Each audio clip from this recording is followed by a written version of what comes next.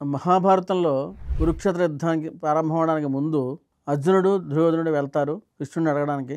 అర్జునుడికి ఆటోమేటిక్గా కాళ్ళ దగ్గర కూర్చోవడం, తర్వాత కృష్ణుడేమో అర్జునుడికేమో తప్పకుండా యుద్ధం చేయను, నేను ఆయుధం పట్టను, కానీ నీకు సపోర్ట్గా ఉంటాను, రథసారథిగా ఉంటానని చెప్తాడు.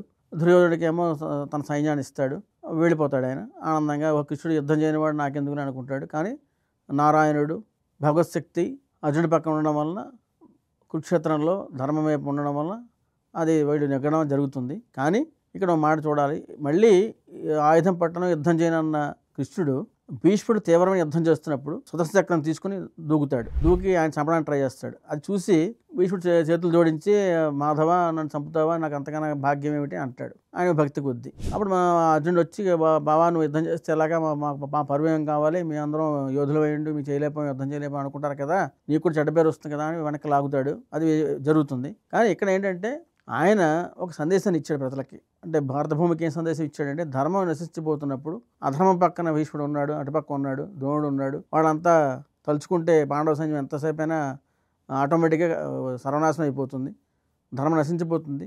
అంటే సమయం వస్తే ఆ ధర్మం పక్కన ఓడిపోతూ ఉంటే, అధర్మం నెగ్గుతూ ఉంటే ఊరుకోను చెప్పడం కోసం ఆయన విష్ణుచక్రం తీసి దూకాడేమో అనిపిస్తుంది. ఎందుకంటే ఈ శపథాలు చేస్తారు, కానీ అది వ్యక్తిగతంగా అభివృద్ధి చెందొచ్చు, వాళ్ళు చాలా గొప్ప పేరు రావచ్చు, కానీ ధర్మం ఉంది అని తృణప్రాయం అని చెప్పడం కోసం ఆ పనిచేసాడు అనిపిస్తుంది. అది మహాభారతంలో ఈ సంఘటన కూడా ఒక విధంగా ఒక విచిత్రమైన సంఘటన అనిపిస్తుంది నాకైతే. అలాగే 2 సార్లు ఇలా చేస్తాడు ఆయన.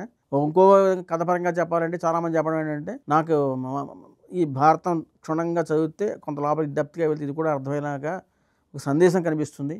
ఇది చాలా గొప్ప సందేశం అని నాకు అనిపించింది.